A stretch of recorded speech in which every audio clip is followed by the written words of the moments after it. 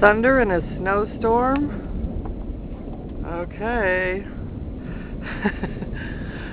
Don and I are sitting here eating breakfast, and he says, feels like we're in a snow globe.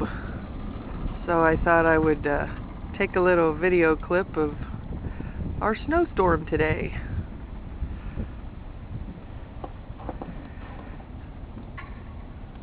There was just a big lightning bolt and a bunch of thunder when I first started taking this clip.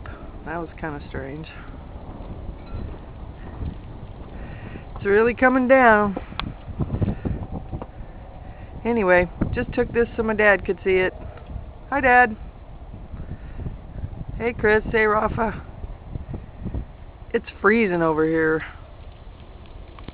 Well, that's all.